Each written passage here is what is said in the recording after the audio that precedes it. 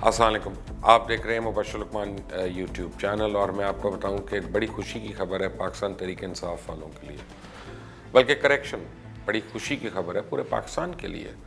क्योंकि अगर आपके सदर को या वज़ीर आज़म को कोई ना कोई एक्नॉलेजमेंट मिलती है, हमारे सदर को, हमारे वज़ीर आज़म को, तो वो हमारे लिए एक ह्यूज सक्सेस है और सेंस ऑफ प्राइड है।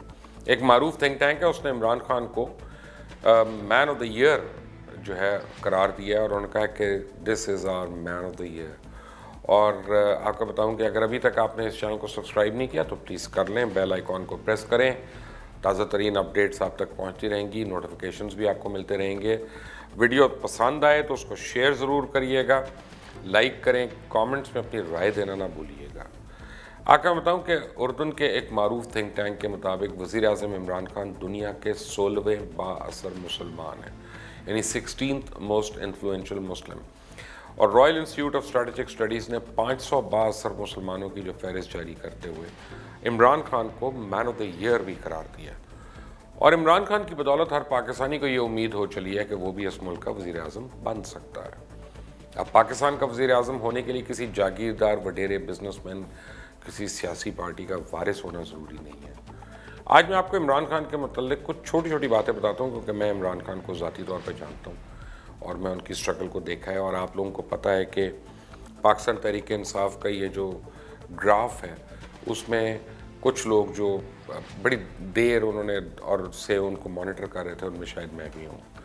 और इमरान खान की मुसलसल मेहनत, हिम्मत, लगन और अपने मकसद को हासिल करने की अनथक जद्दोजहद जो है, उसकी हकीकत पर मैं अपनी कहानी में आपको सुनाऊंगा कि कैसे वो एक आम खिलाड़ी से वर्ल्ड क्लास कैप्टन बने और फिर क्रिकेट टीम से कप्तान, कैसे कामयाब सियासतदान, बीच में कैसे कामयाब फिलंथ्रोपिस्ट, सियासतदान से कैसे दुनिया की वाहिद इस्लामी एटमी ताकत के वज़ीर आज़म बने और फिर कैसे वज़ीर आज़म से एक आलमी लीडर का उन्होंने सफ़र तय किया।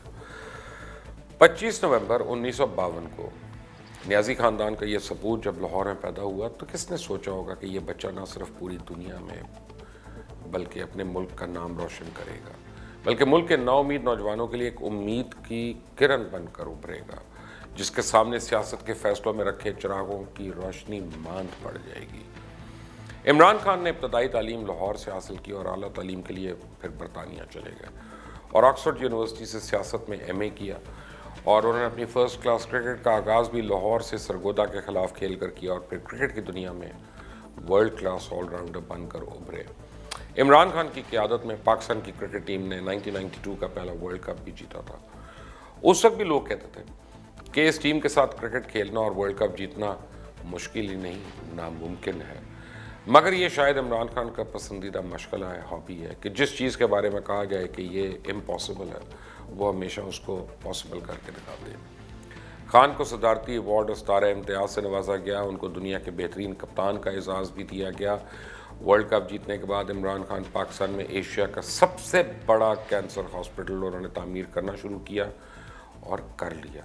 और इस अस्पताल की तामीर की फ़ंड रेजिंग के दौरान खान मुल्क के कोने कोने में गए और देखा कि पाकिस्तानी अवाम किस तरह जुल्म और गुर्बत की चक्की में पिस रही है और सियासत पे चंद ख़ानदानों का कब्ज़ा है और मुल्क में कोई मुखलिस और विशनरी क़यादत जो है दूर दूर तक मौजूद नहीं।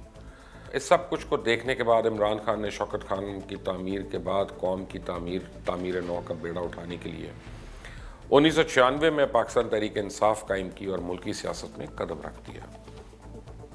और सिर्फ एक कौमी असम्बली की सीट जीत कर पार्लियामेंट पहुंचे तो सियासतदानों ने कहा खिलाड़ी है, जल्द सियासत के मैदान में मायूस होकर लौट जाएगा। मगर इमरान खान ने हिम्मत नहीं हारी और मुल्क के नौजवानों को इकट्ठा करने पे लग गए।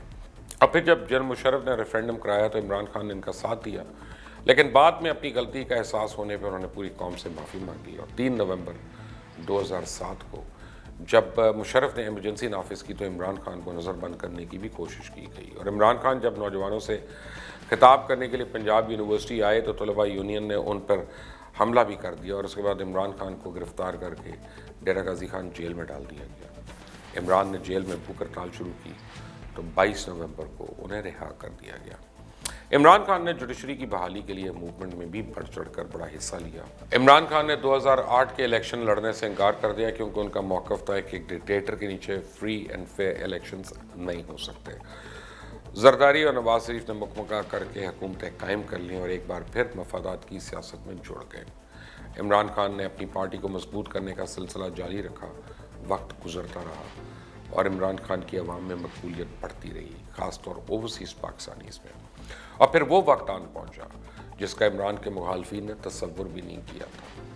2012 کا لاہور کا عظیم الشان جلسہ، جس سے عمران خان ایک بھرپور سیاسی طاقت بن کر ابھرے اور انہوں نے اپنے سیاسی مخالفین کو حیران کر دیا۔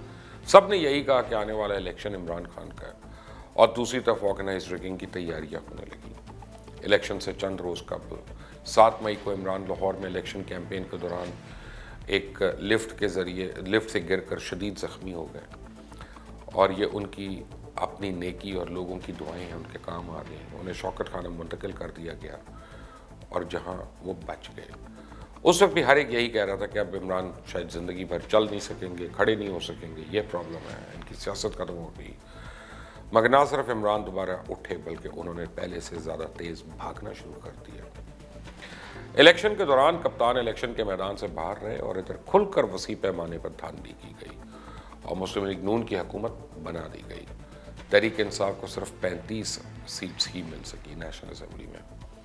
عمران خان نے کہا انہوں نے الیکشن تو تسلیم کر لیا لیکن دھاندلی کو تسلیم نہیں کیا، اور پارلیمنٹ سے لے کے عدالت عالیہ تک دھاندلی کے خلاف کارروائی کی درخواست کرتے رہے، لیکن جب کوئی سنوائی نہ ہوئی تو خان نے عوام کی عدالت میں جانے کا فیصلہ کیا اور پاکستان کی تاریخ کا، بلکہ سیاسی تاریخ کا سب سے بڑا طویل لمبا 126 روز کا دھرنا دیا۔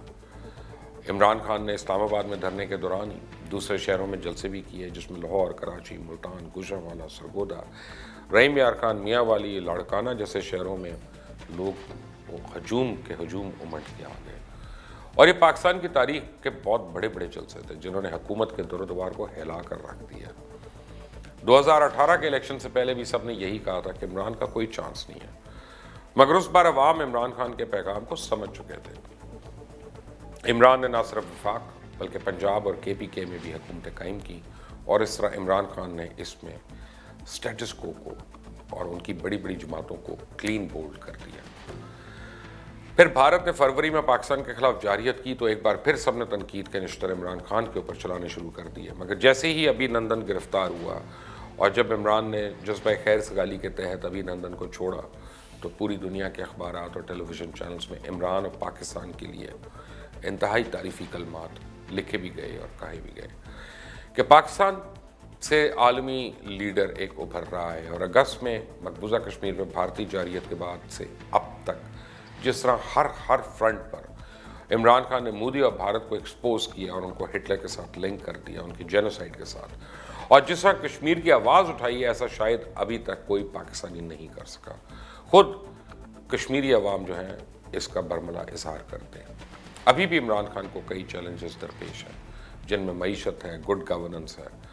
اب دیکھنا یہ ہے کہ عمران خان ان مسائل کو حل کیسے کرتے ہیں۔